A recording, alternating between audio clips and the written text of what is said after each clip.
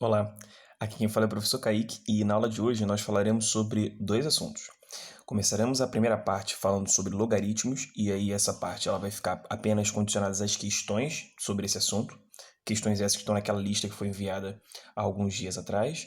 Então é dessa lista que a gente vai resolver os exercícios, então eu vou pedir para que você consiga se organizar, porque já já a gente vai começar essa resolução e você vai precisar dar um pause, ler a questão aonde esteja para você, seja no celular ou no outro equipamento ou até mesmo impressa, e depois você volta e corrige aqui comigo, beleza? Essas questões dessa primeira parte da aula são questões de funções, né? Ou seja, como é que o log vai ser contextualizado, e eu fiz questão de separar questões com pegadas diferentes, mas em algum momento elas acabam se repetindo pelo método de resolução, mas questões em que envolve algum tipo de contextualização desse assunto, que é muito a cara, sobretudo do Enem, mas da UERJ também. Melhor, não só do Enem e da UERJ também. E aí, por conta disso, eu vou separar uma bateria de exercícios. Talvez eu não consiga fazer todos, porque justamente nessa divisão, para falar de dois assuntos, eu acho que é interessante a gente fazer alguns comentários, alguns treinamentos, mas depois vocês podem continuar. Então, essa lista provavelmente ela não vai ser encerrada, né, de logs, e aí vocês podem encerrar no momento futuro.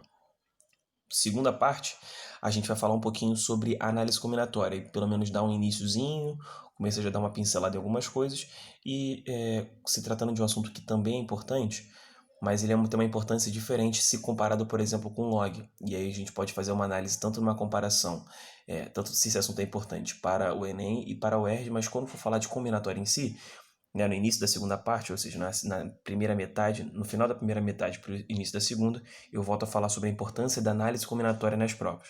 Agora, eu vou falar um pouquinho sobre a importância do log nas provas. Como a gente já vinha comentado, já vinha comentando, ou havia comentado, quando a gente fala de log, são duas diferentes abordagens, por exemplo, nas provas do Enem e na prova da UERJ. Quando a gente fala na prova do Enem, por exemplo, log ali tem talvez duas questões em média por ano, e dessas questões a gente costuma colocar sempre numa prioridade abaixo, porque, por exemplo, se a gente rapidamente compara log com uma questão de percentual, simplesmente, a gente vai ter dois assuntos que são bem diferentes entre si, tanto na dificuldade quanto no número de pontos, né, que essa questão vai acabar produzindo dentro da prova do Enem. E isso se dá por conta de ter diferentes competências e habilidades que vão, né, contemplar essa questão. Ou seja, assuntos, né, competências e habilidades que vão, né, fazer com que a competência tal com habilidade tal, por exemplo, se encaixa qual questão. E aí são diferentes competências e habilidades para log e para percentuais, que foi o exemplo que eu dei. Pensando nisso, a gente pode ter algumas estratégias para alguns assuntos, ou seja, o que eu, Kaique, vejo como ideal?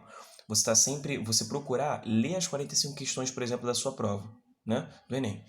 Porque aí você vai conseguir saber onde está cada questão e de que se trata cada questão. E aí depois disso, acho que um segundo ensaio pode ser, já vem dando essa olhada, ou ainda nessa primeira passada de ler as questões, ler e já identificar, deixar destacado de alguma maneira qual é o assunto. Porque aí na sua volta você já vai vir nos assuntos que você estabelecer para a sua prova, que você não pode deixar de fazer. E dentre esses assuntos eu consigo já listar uns três pelo menos. Juros, regras de três, gráficos. É só você pensar no que é fácil, fácil mesmo dentro dessa prova, porque justamente por ser 45, a gente tem diferentes questões. Tem questão que você demora 10 minutos, tem questão que você, cara, nem faz conta, né? É mais identificar, converter o negócio e passou. Então essas questões são muito fáceis, é só pensar que são muito fáceis para todo mundo e muito difíceis para todo mundo, tá? A gente tem alguns recortes, sobretudo de classe, né, nessa análise. Mas pensa assim comigo, uma questão que é fácil ou muito fácil, ela vai ser fácil para todo mundo.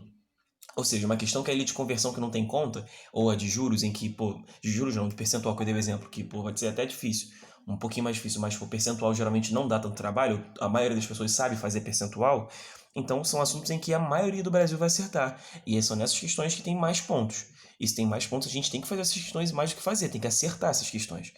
Então, por isso que tem uma análise estratégica mesmo de como que a gente vai construir essa aprovação, né? E dentro do caderno de matemática, a tática eu acho que pode ser um pouco por aí. Você tem que ler as questões, porque são 45, são muitas questões, né? Só você pensar que comparado com, sei lá, biologia, tem um triplo de questões, né? Com natureza, né? As três de natureza dentro do mesmo caderno. Então tem no mesma área 45 questões em que você pode ali acertar 20, 25 numa boa, não é exagero. E 20, 25 você vai com certeza já se aproximar ali de uns 700 e baixo, você chegando nesse número de 25, né? Ou até uns 700 e meio, né? 750 que eu quero dizer.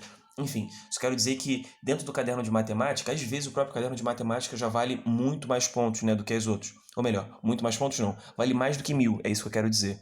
Tiveram 2 anos já que a prova de matemática valeu mais do que 1.000 pontos.